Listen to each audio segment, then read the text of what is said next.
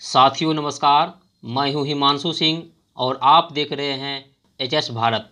6 जून 1981 यानी कि आज से ठीक 39 साल पहले, वक्त जिसे याद करने के बाद आज भी रूह कांप जाती है। जी हाँ, यह देश का सबसे बड़ा और विश्व का सबसे बड़ा रेल हादसा है, जिसमें करीब सैकड़ों लोग काल के गाल में समा गए थे। वह मनहूस दिन जब मानसी से सहरसा की ओर जा रहे यात्रियों से खचाखच भरी 9 डिब्बों की एक ट्रेन, जिसमें सभी यात्री अपने अपने कामों में व्यस्त थे। कोई बात करने में मशगूल था तो कोई मूंगफली खा रहा था, कोई अपने रोते बच्चों को शांत करा रहा था तो कोई उपन्यास पढ़ने में व्यस्त था। इसी वक्त अचानक से ट्रेन हिलती है। यात्री जब तक कुछ समझ पाते तब तक पटरी ट्रैक का साथ छोड़ते हुए लबालब भरी बागमती नदी में जल विलीन हो जाती है। भारत के सबसे बड़ी दुर्घटना के कारणों पर यदि गौर करें तो इस रेल दुर्घटना से जुड़ी 2 थ्योरी हमेशा से प्रमुखता से लोगों के बीच चर्चा का विषय बनी रही है। घटना से जुड़े थ्योरी यह है कि 6 जून 1981 दिन शनिवार की देर शाम तक जब मानसी से सहरसा ट्रेन जा रही थी तो इसी दौरान पुल पर एक भैंस आ गया, जिसे बचाने के लिए ड्राइवर ने ब्रेक मारी, पर बारिश होने की वजह से पटरियों पर फिसलन की वजह से गाड़ी पटरी से उतरी और रेलवे लाइन का साथ छोड़ते हुए 7 डिब्बे बागमती नदी में समा गए। जबकि इस एक्सीडेंट से जुड़ी दूसरी थ्योरी यह है कि पुल नंबर 51 पर पहुंचने से पहले जोरदार आंधी और बारिश शुरू हो गई थी। बारिश की बूंदें खिड़की के अंदर आने लगी थी।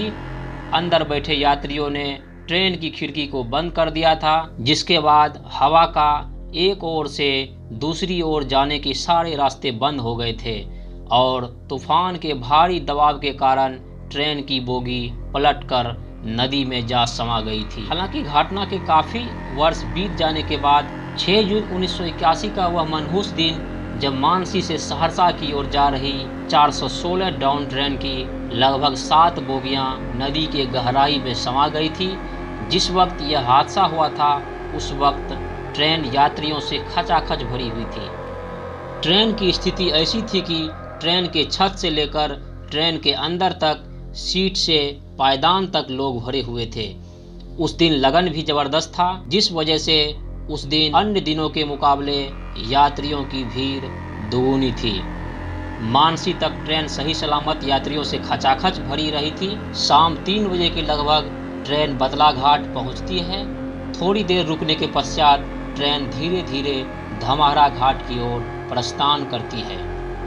ट्रेन कुछ ही दूरी तय करती है कि मौसम खराब होने लगता है। उसके बाद तेज आंधी शुरू हो जाती है, फिर बारिश की बूंदें गिरने लगती है और थोड़ी ही देर में बारिश की रफ्तार बढ़ जाती है। तब तक ट्रेन रेल के पुल संख्या 51 के पास पहुंच जाती है। इधर ट्रेन में बारिश की बूंदें आने लगती है और यात्री फटाफट अपने बोगी की खिड़की को बंद कर लेते हैं। तब तक ट्रेन पुल संख्या 51 पर पहुंच जाती है। पुल पर चढ़ते ही ट्रेन एक बार जोर से हिलती है। ट्रेन के हिलते ही ट्रेन में बैठे यात्री डर से कांप उठते हैं। कुछ अनहोनी होने के डर से ट्रेन के घुप अंधेरे में ईश्वर को याद करने लगते हैं। तभी एक जोरदार झटके के साथ ट्रेन ट्रैक से उतर जाती है और हवा में लहराते हुए धड़ाम से बागमती नदी से टकराती है।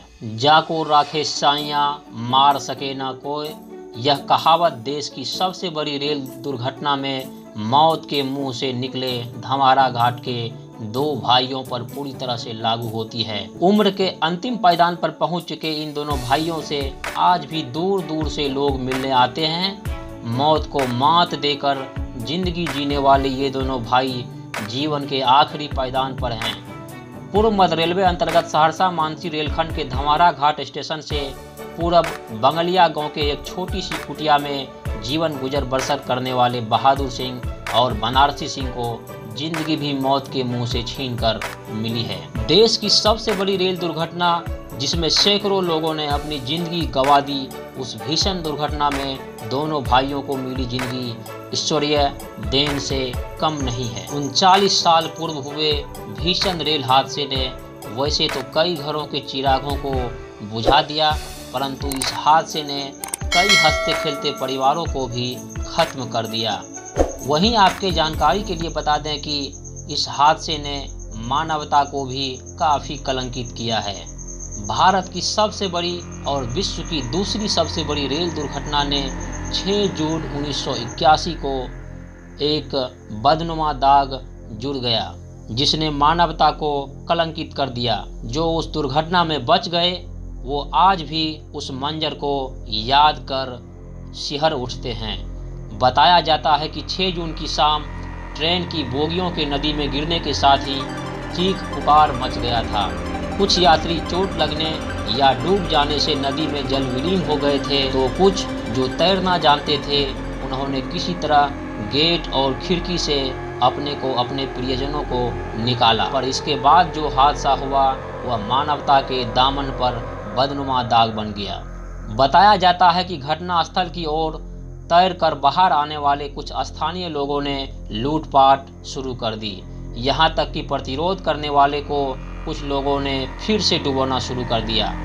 कुछ यात्रियों का यहाँ तक आरोप है कि जान बचाकर किनारे तक पहुँची महिलाओं की आबरू तक हाथ डालने का प्रयास किया गया। वहीं कुछ लोग बताते हैं कि बाद में जब पुलिस ने बंगलिया, हरदिया और बलकुंडा गांव में छापेमारी की तो कई घरों से टोकरियां में सूटकेस, गहने व लूट के अन्य सामान मिले थे। इससे यात्रियों के आरोपों की पुष्टि हुई थी। वही आज के समय में बदला व धमारा घाट के आसपास के ग्रामीण जहां इस बात को झूठ का पुलिंदा बताते हैं, तो कुछ दबी जुबान से इस बात पर सहमति भी जताते हैं। ट्रेन के 7 बोगी बागमती नदी की भेंट चढ़ गई थी। वहीं घटना के बाद तत्कालीन रेल मंत्री केदारनाथ पांडे ने घटनास्थल का दौरा किया।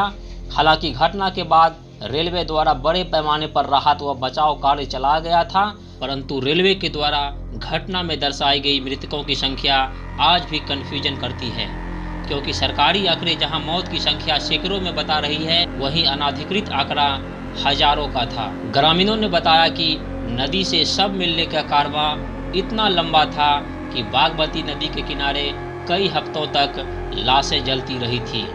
वहीं घायलों की संख्या की बात करें तो यह संख्या भी हजारों में थी। यहाँ तक बता दें कि यह हादसा विश्व की दूसरी सबसे बड़ी रेल दुर्घटना में शामिल है। वहीं विश्व की सबसे बड़ी रेल दुर्घटना श्रीलंका में 2004 में हुई थी, जब सुनामी की तेज लहरों में ओशियन क्वीन एक्सप्रेस विलीन हो गई थी।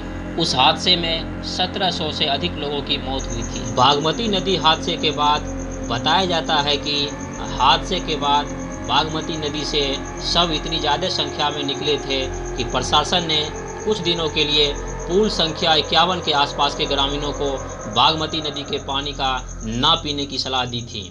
साथ ही साथ ग्रामीणों को उनके पशुओं को भी बागमती की पानी ना पिलाने की सलाह दी गई थी। देश की सबसे बड़ी रेल दुर्घटना के अगले दिन सुबह से ही हेलीकॉप्टरों का पूल संख्या 51 के बगल के खेत में उतरना कई दिनों तक जारी रहा। ग्रामीण बताते हैं कि सेना और नेवी द्वारा शवों को खोजने के लिए काफ़ी मशक्कत किया गया था। सेना ने पानी के अंदर टाइमर विस्फोट कर शव निकालने की योजना बनाई थी। रेलवे के लिए 1981 अशुभ वर्ष के रूप में जाना जाता है। उस वर्ष जनवरी से दिसंबर तक में भारत के विभिन्न हिस्सों में कई रेल दुर्घटनाएं हुई थी। उस समय रेल की कमान केदारनाथ पांडे के हाथ में थी। आशा करता हूं आपको 1981 रेल हादसे से जुड़ी सभी महत्वपूर्ण जानकारी समझ आ गई होगी। रेलवे से जुड़ी सभी जानकारी पाने के लिए आप हमारे चैनल HS भारत को सब्सक्राइब जरूर करें। धन्यवाद मित्रों।